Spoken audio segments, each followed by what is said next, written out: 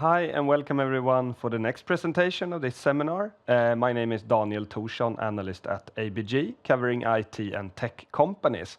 And with us on this presentation, we have Invisio and CEO Lars Højgaard Hansen. So please go ahead, Lars, presenting Invisio, and I will follow up with some questions in the end. Thank you very much.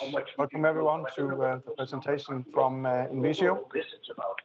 Now, we have a lot of noise in the background. Daniel, I'm not sure if you can hear that. Yes, I hear it. We will fix it. Okay, thank you. Good. So the global pandemic has affected most companies in different ways. For Invisio, it means that we have had a hard time visiting customers, and for that reason, many of our projects that we've been working on has also been postponed or delays. But most importantly, we don't think we have lost business during the pandemic. It has merely been a question of delaying certain activities. Secondly, we have, of course, seen issues with components and also delays in deliveries, both incoming and outgoing goods. Next slide, please. But in spite of the challenges during the pandemic, we can see now that the basic needs that we try to address are still there. These are unchanged. We still see very high incidences of hearing loss among professionals like police officers, firefighters, and soldiers globally. This is a huge problem for many, not only the personal suffering from having a hearing loss, but also the costs associated that are affecting many countries because it is very costly in terms of paying compensations, buying hearing aids, and taking people out of service because they are not able to do their jobs. Next slide, please. In addition to the hearing loss itself, it also often causes influences your quality of life. We see that both veterans and police officers suffer from not only tinnitus, but also anxiety problems. And a great portion of those with hearing loss also suffer from depression and other conditions. So it's quite severe once you are being affected by hearing loss. Next, please. Now, in addition to preventing hearing loss and protecting people in very noisy conditions, Invisio also helps the same people communicate in noisy conditions. Both firefighters, police officers, and soldiers very often operate in extremely high noise environments. And we have the technologies and the solutions to help them in these very noisy environments. Next, please. Invisio is an innovative technology company. We have very advanced microphone technologies that we apply for crystal clear communication in high noise environments. And this is in the form of different types of hearing protection headsets. At the same time, we provide hearing protection that allows the user to hear sound and everything that is going on around him or her, but at the same time being hearing protected. This is what we call situational awareness.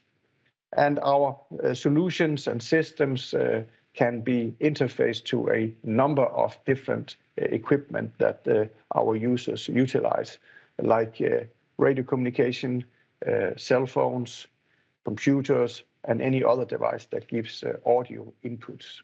Next, please. So Invisio has, for the past 15 years, become the global leader in communication and hearing protection systems for these very demanding environments. We are located with our head office in Copenhagen and have sales offices in the US, in the UK, Italy, France, and Thailand. We recently bought a company in the UK called Racal Acoustics that are the experts for hearing protection and communication in vehicles. So we today operate under two brands, Invisio and Racal Acoustics. We work very closely with our customers to make sure that the solutions and products that we develop are aligned with the needs that they have in their line of work. And we have a long list of agreements with our customers in many countries that is a high barrier to entry for competitors. Our sales is primarily direct, but we also in certain markets and countries sell through partners. And we have a very scalable business model where our manufacturing is outsourced to large EMS manufacturers, primarily in Europe. And Invisio is listed on Nasdaq since 2015 on the mid-cap list. Next, please. So a little more down to what is happening right now. As I said, we have seen a lot of delays and postponements of customer activities during the global pandemic. But in the first quarter of 2022, we have seen a very high activity level in all of our markets. And this has led to a record high order intake. We have the strongest order book ever at the end of Q1. However, we still see that our deliveries are lagging a little bit behind. We still have issues with certain deliveries, and therefore our revenues are still not up to expectations. We saw a number of large new agreements and contracts in the first quarter. I will get back to them in a minute. A large framework agreement with a vehicle program in Europe, but also several substantial orders from the UK Ministry of Defence. And I will also comment on the geopolitical situation in Europe that is occurring right now, and where this has led to larger defense budgets in many countries. Next, please. So from a numbers point of view, we, as I indicated, did not reach our revenue targets for the first quarter. We were again hindered by certain delivery issues, and therefore our revenues are below expectations. The good news is that from a gross margin point of view, we have been able to keep a steady and good gross margin, even though, of course, there's a lot of turbulence around component pricings and so on. But we have largely been able to offset these price increases by also increasing our prices to our customers. And as you can see, the financial result here is not satisfactory, but again, this relates very much to the lower than expected sales. The good news, a very, very high order intake, almost 400 million in the quarter, by far the highest order intake in one quarter, and almost 500 million in order backlog when we left Q1 at the end of March. Next, please. So a little summary here just to see the trends. On the left-hand side, the order intake per quarter, rolling 12 months, we can see that the order intake has started to improve from mid-2020 and have continued to improve and now accelerated in the first part of 2022. And same goes then for the order book per quarter, that the order book has also been increasing since quite a number of quarters back. So we have seen a good steady growth. Next, please. Sales, on the other hand, is more flat, and again, because of problems with component supplies and deliveries. That has not developed in the way that we would have liked it to see because of the pandemic. Gross profit, we normally say that we would like to be somewhere between 60 and 65%, and we are close to the 60 mark, even though we've had a little bit of a downwards trend. But some of that is also related to product mix and customer mix. We have a little bit of a different gross margin picture, depending on whether we sell to military, to police or law enforcement, and also whether we sell direct or if we sell through a partner. Next, please. So where we are not happy is, as I say, on the EBITDA and the EBIT, where this is affected heavily by lower than expected revenues. But it's also affected by the fact that we have continued to invest during the pandemic. We have continued to invest heavily in R&D. Many new products have been finalized and are now ready to be introduced into the market. And we have also continued to invest into the sales organization so that we are absolutely ready now for the increased activity level that we expect, and we are able and ready to serve our customers. As you can see on the left-hand side here, we have also increased our operating expenses considerably during the pandemic. Part of that is the acquisition of Racal Acoustics in the UK. But as I said, we've also increased our expenses in terms of people in R&D and sales. We do expect a more flat development, though, over the coming quarters as we are now at a new level. But of course, we will continue to look at the activity level in the market and add people where needed in order to take advantage of the opportunities. Next, please. So, a very significant happening in the first quarter was a new framework agreement with a system integrator and for a customer in a European country. This is related to a vehicle modernization program where the customer will be buying and will have deliveries of a number of vehicles over the coming years. And the frame order agreement is normally without commitment, but we have already received the first firm order for 91 million for this contract. So we do believe that the customer over the period of the framework agreement will spend all of the 275 million. But 91 is in the books, and it is for a newly launched headset under the Racal Acoustics brand. It's called RA4000, a very sophisticated and advanced headset for use in vehicles. And these volumes will be delivered when the vehicles are delivered, and it will happen somewhere between 2023 and 2026. Next, please.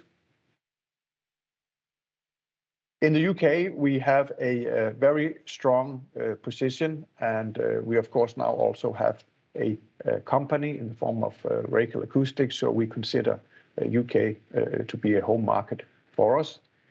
During the first quarter, we received an order for almost 90 million for our latest generations of control units and headsets that are going to be used on armored fighting vehicles in the UK. And this is a very important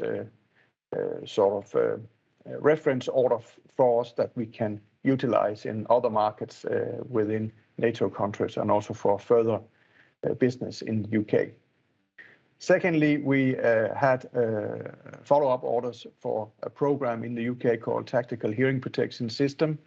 The order value here was 30 million. This is a program that we have been delivering to for many years now, plus 5 years, and we have so far received orders for over 270 million kroner from this program. A third happening in the UK was a long-term contract that we have with another part of the army. This contract was renewed with a 3+2 year, what they call an in-service support contract, which basically means that they will continue to utilize our products for the next 5 years, and we expect also significant orders to come from this contract over time. Next, please. So we've all seen the terrible situation in Ukraine, and for Invisio, this will of course have an impact. We are hearing from many countries, especially in Europe and within NATO, that defense budgets are going to increase substantially in the coming years. In the short term, meaning 2022, we do not think that this will have a huge impact on Invisio because most of these increased budgets and demands will be a little bit further down the road. But in the longer term, we are certain that these very large budget increases will absolutely be an expansion of our opportunities and our markets. Not only will many countries be able to increase their short-term spendings, but it will also mean more soldiers in many countries. We hear from several markets that the number of soldiers will increase significantly. The need for modern communication equipment with hearing protection is great in many countries. We know that there are programs for rolling out new radio equipment, and as a part of that, we will also be relevant with our types of solution. And we think that the larger budgets that will be available in many countries will allow for a faster rollout. But as usual, these projects follow specific rules and they take time. So we do not think we will see effects of this until 2023 and onwards. Next slide, please. So in short, we think that we, after two very tough pandemic years, will start to see a return to more normal conditions during 2022 and a continued strong order intake. As I said, we have during the pandemic focused on finalizing a number of new products, new control units, new headsets, and so forth, our new intercom system, and we will focus now on the marketing and selling of our many new products. We will also resume our geographical expansion in Asia and parts of Middle East and South America. Invisio is well positioned. We are the market leader in our category, and with increased spendings, we are also certain that we will benefit from that because we are the proven solution. We are already fielded in many countries, and that will give us an advantage in the coming years. Now, the acquisition of Racal has given us new technologies for communication in vehicles, and the combination of the technologies that the two brands here offer has already led to a first new hearing protection solution that we just introduced last week. So as a little final teaser here, we will just show if the technology works, a small movie, about 1 minute, where you can see our latest hearing protection and communication solution, the RA51 headset. So the movie, please.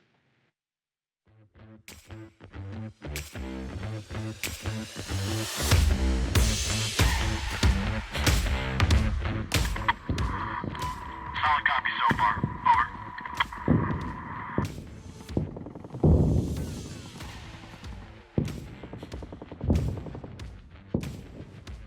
Solid copy, break.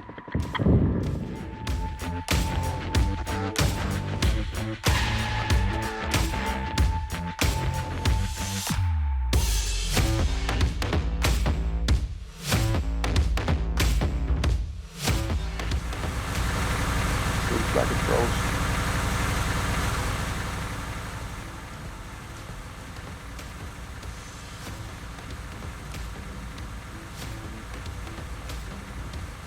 All right. If we can get it to run, then you can find it on our website, Invisio.com.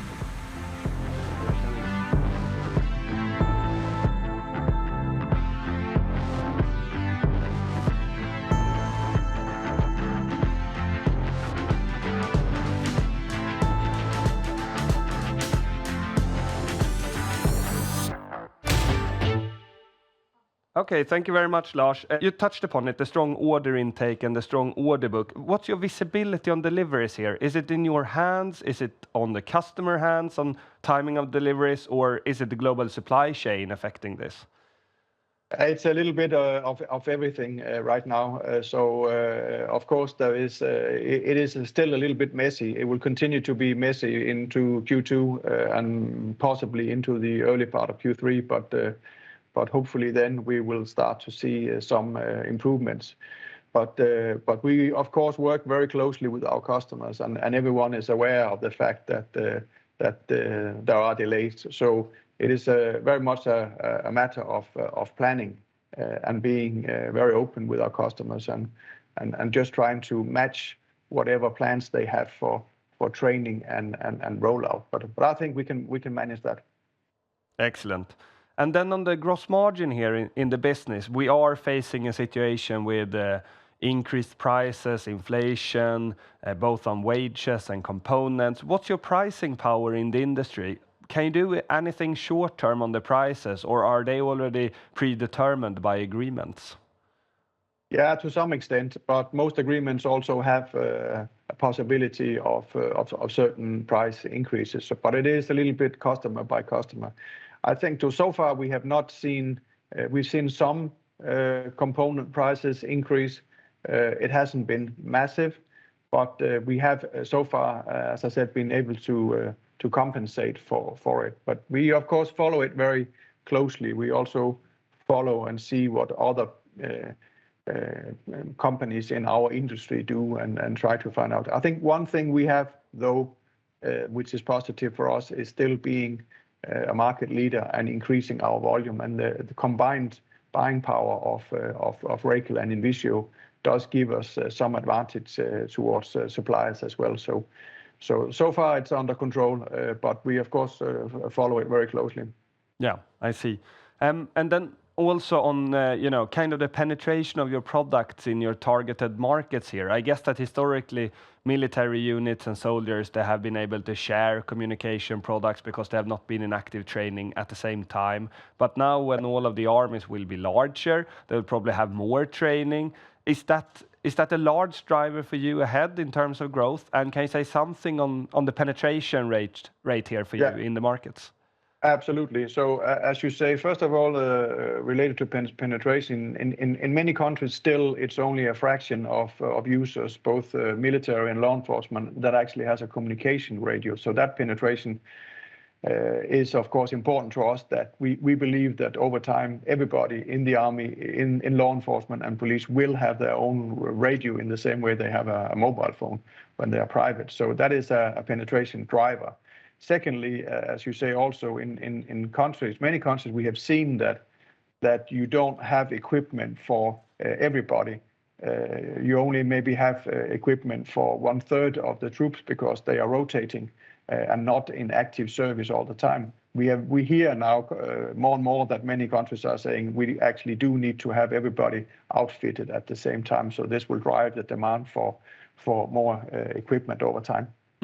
True, that makes sense. And then a question on the intercom system that you launched pretty recently. What has been kind of the first feedback from customers? Any substantial, like coming closer to orders or anything like that you see? Oh yes, absolutely. And even with the issues from the pandemic and so forth, we have been able to demonstrate and trial the product with many different customers, especially special forces customers. And we have received I would say a good amount of first test orders, and we have also seen a couple of customers now moving to the next level and actually ordering more systems. One customer in Europe ordered 40 systems recently, which is a larger volume for us and is indicating a broader rollout. So that is going really well, and I think in general, once we've been demonstrating it, it is a product that everybody understands quite a way, and also say that, yes, we definitely need that. But as always, it does take time before funding is in place, before testing is in place, and so on. But it is definitely a product category that we expect to contribute greatly to Invisio's development over time. Yeah, that sounds promising. And as we are seeing your end markets increasing their spending or plan to increase their spending, do you expect to see or have already seen some increased competition in your product field from any other players? Not really yet. It's still the same companies we are competing with, and I think also, as I've said, even though we will see increased spending, it is of course still a niche market, and it's also a market where you have quite high barriers to entry, not only from a product solution point of view, but also from a contract point of view. So many of the contracts are long term, and if they belong to a competitor, it's quite difficult to get into these contracts for quite a period of time. And we have been successful in winning many of these contracts, and we do have a strong relationship. And And I also think that in many cases now, when companies and countries will be spending money, they will be looking for something that they know is already in the market, that is proven, that has been utilized by other NATO countries. So we will definitely be benefiting from being the market leader there. Yeah, excellent. That makes sense. My final question is on the cost side and headcount here. You said in the presentation that you grew your organization throughout the pandemic, both on product development but also sales. Are you pretty much ready now with the organization to deliver a lot more, generate more orders and sales, and we should see slower growth ahead here? Yeah, no, absolutely, absolutely. We are, and as I said, we will be looking now at, of course, the customer side and seeing the activity level. And if we can see that the activity level is increasing heavily, then of course we will need to add more salespeople here and there to cope with all of that, and maybe also more on the support side. But we will follow that closely. So I don't expect any big jumps in operating expenses, but a gradual development that matches our business. And as I said, we can do a lot more revenue with the same organization that we have today, because all of our manufacturing is outsourced. So that is where we will see an increase in OpEx is, of course, in traveling expenses now that not everybody. The number of trade shows, the activities that we go to is just massive now. So there's a lot of traveling going on, and prices for flight tickets and hotels and so is not. It's not cheap for the time being. So, but I think that's a positive. Excellent. Thank you very much for the time, Lars. Very good presentation of Invisio. And thank you everyone that listened in. Thank Have you. a good day, Lars. Thank you. Likewise. Bye.